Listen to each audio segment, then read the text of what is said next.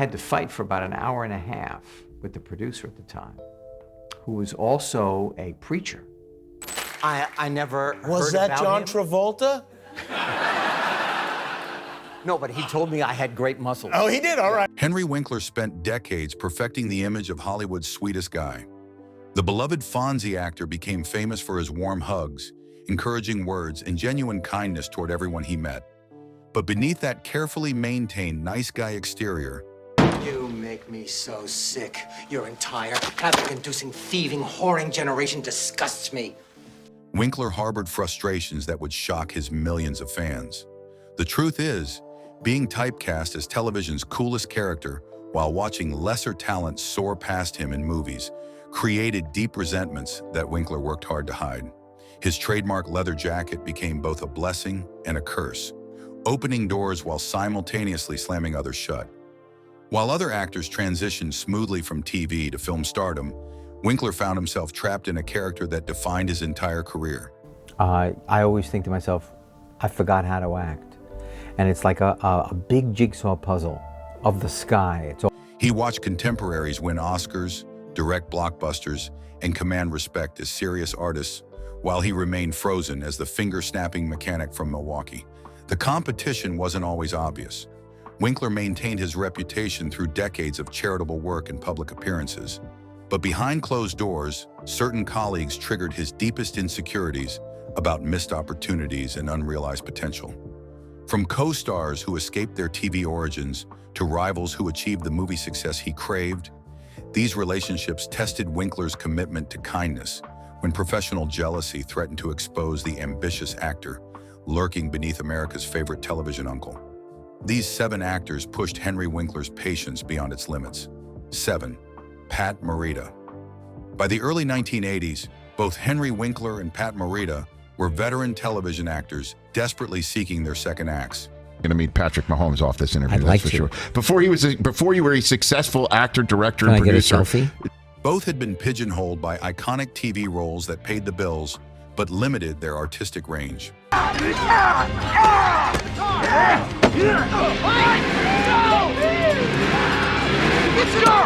When The Karate Kid offered the perfect opportunity for career reinvention, only one of them got the call that changed everything.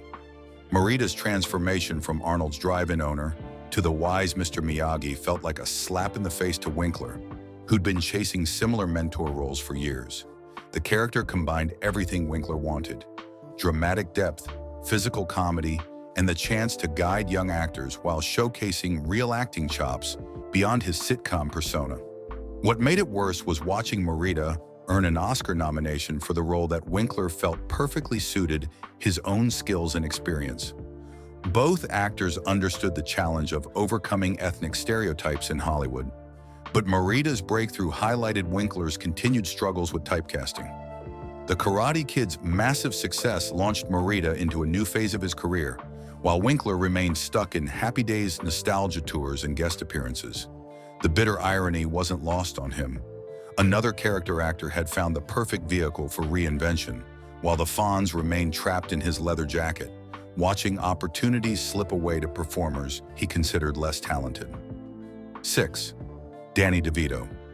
In Hollywood's cruel hierarchy, height often determined the types of roles available to actors. Both Henry Winkler and Danny DeVito understood this challenge intimately. Well, we're going to conk out for a while and let the current gently roll us back to shore. Frank! But their different approaches to overcoming physical limitations created an unexpected rivalry between two men who should have been natural allies. Took a little more time, and so those people were angry because they needed to get out and get on with getting the props together. DeVito embraced his unconventional appearance, turning his height into a comedic advantage while building a powerhouse producing career behind the camera. His work on shows like It's Always Sunny in Philadelphia demonstrated creative control that Winkler envied. DeVito didn't just act, he shaped entire projects from conception to completion.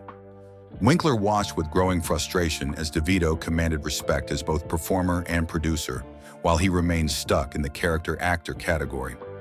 DeVito's fearless approach to playing villains and oddballs contrasted sharply with Winkler's careful image management and family-friendly persona. The real tension came from missed opportunities. When casting directors needed actors of similar stature, they often chose DeVito for his willingness to play against type. Winkler's commitment to maintaining his likable image cost him edgier roles that might have expanded his range. DeVito's success in transitioning from taxi to respected filmmaker highlighted everything Winkler felt he'd done wrong in managing his own career. Two short actors, two completely different levels of Hollywood power and creative freedom. 5. Ron Howard. Watching your former co-star become one of Hollywood's most respected directors while you remain trapped in television reruns creates a special kind of professional torture. Hi. Hi. This is a big secret you've been keeping from me? Ron Howard's transformation from Richie Cunningham to Academy Award-winning filmmaker represented everything Henry Winkler wished his own career could have become. The irony was painful. Howard had been the clean-cut teenager playing second fiddle to Winkler's scene-stealing Fonzie. Yet somehow, little Opie Taylor grew up to direct major motion pictures, while the coolest guy on television struggled to find meaningful work beyond nostalgia appearances. Howard's directing success with films like Splash and Cocoon proved he possessed a serious artistic vision that Hollywood respected. Meanwhile, Winkler's attempts at getting behind the camera were politely rejected by studios who couldn't see past his leather jacket persona. I had Ron Howard, who is my brother today, who I love. What really stung was the effortless way Howard commanded respect from A-list actors and major studio executives. The former child star was now calling the shots on multi-million-dollar productions, while Winkler begged for guest spots on sitcoms. Their Happy Days reunion appearances became awkward reminders of their divergent paths. Howard would arrive fresh from directing major stars, while Winkler came straight from dinner theater performances in small towns. The friendship survived, but the professional gap between them grew impossible to ignore. 4. Scott Baio. Nothing threatened Henry Winkler's Happy Days dominance like the arrival of Scott Baio as Chachi Arcola. I sold my soul to the devil. You're not only warm and wonderful, you're hysterical. The young actor brought fresh teenage energy to a show that was losing steam, but his presence also signaled something terrifying to Winkler: the beginning of his own obsolescence. Baio represented the next generation of television heartthrobs with perfect hair and boyish charm that made the Fonzie character seem suddenly outdated. Teenage girls who once screamed for the leather-jacketed mechanic were now swooning over the younger, prettier Chachi. The power dynamics shifted when Baio's character became central to major storylines, often pairing him with Joni for romantic plots that drew attention away from Fonzie's tired, tough guy routine. Winkler watched his screen time shrink as writers focused on fresh young love instead of recycled motorcycle tricks. When Joni Loves Chachi got its own spin-off, the message was clear. The network believed Baio had more potential than the actor who'd carried their hit show for years. Though the spin-off failed quickly, the attempt itself felt like betrayal to Winkler's ego. Baio's effortless transition from supporting player to leading man highlighted everything Winkler feared about aging in Hollywood. The student had become the teacher's replacement, proving that youth and looks could trump experience and establish popularity in television's ruthless business. 3. Robin Williams. When Robin Williams guest starred as the alien Mork on Happy Days, it was supposed to be a simple one-episode appearance. Instead, it became the launching pad for a spin-off that showcased everything Henry Winkler felt he lacked as a performer: spontaneous brilliance, fearless improvisation, and the ability to make audiences forget they were watching television. Williams's manic energy and stream of consciousness comedy made Winkler's carefully rehearsed Fonzie routine look stiff and predictable by comparison. I'm protected by a stellar force field. Watch. See? Where Winkler relied on catchphrases and physical gestures perfected through repetition, Williams created magic from thin air, turning scripted scenes into unpredictable comedy gold. Mork and Mindy's immediate success stung because it proved that Happy Days could generate stars bigger than the show itself, just not for Winkler. Williams parlayed his television fame into movie stardom, while Winkler remained trapped in his leather jacket. watching opportunities slip away to more versatile performers. The painful irony was that Williams's career trajectory represented everything Winkler wanted for himself: respect as a serious dramatic actor combined with comedy legend status. Williams earned Oscar nominations while Winkler struggled to convince casting directors he could play anything beyond cool guys and nostalgic characters.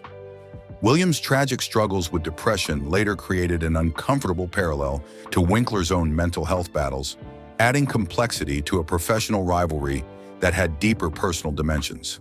2. John Travolta. Both Henry Winkler and John Travolta emerged from hit television sitcoms in the mid-1970s, but their paths to movie stardom couldn't have been more different.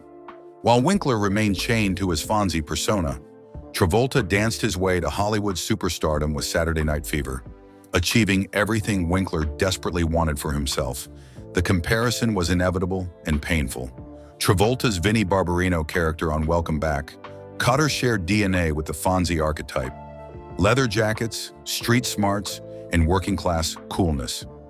Yet somehow Travolta successfully shed his television image, while Winkler remained forever frozen as the finger-snapping mechanic. What made it worse was Travolta's natural charisma and dancing ability, talents that highlighted Winkler's own limitations as a performer. Saturday Night Fever and Grease showcased skills that Winkler simply didn't possess, proving that raw talent could trump established popularity in Hollywood's hierarchy. Winkler watched with growing bitterness as Travolta commanded millions for movie roles while he struggled to find work beyond Happy Days reunion specials. The disco era belonged to Travolta, leaving Winkler looking like yesterday's news despite his earlier television success. Their parallel rises and divergent fates represented everything frustrating about show business. Timing, luck, and specific talents mattered more than years of hard work building a beloved character that ultimately became a creative prison. 1. Tom Hanks. This rivalry cut the deepest because both Henry Winkler and Tom Hanks were competing for the same precious commodity in Hollywood: the title of America's most beloved nice guy. What department did you say you were in? Oh, I'm in computers. Computers? Yeah. While Winkler had spent decades carefully crafting his wholesome image, Hanks seemed to effortlessly embody genuine likability that made Winkler's efforts look calculated and forced. The frustration was watching Hanks achieve everything Winkler wanted without appearing to try. Multiple Oscar wins, critical respect, box office gold, and universal adoration. Hanks collected Hollywood's highest honors while maintaining his everyman appeal. Meanwhile, Winkler remained trapped in television nostalgia, forever associated with a character from his youth. What really stung was how natural Hanks made it all look. His transition from sitcom star on Bosom Buddies to dramatic powerhouse seemed effortless, while Winkler's attempts at serious acting were met with skepticism and typecasting barriers he couldn't overcome.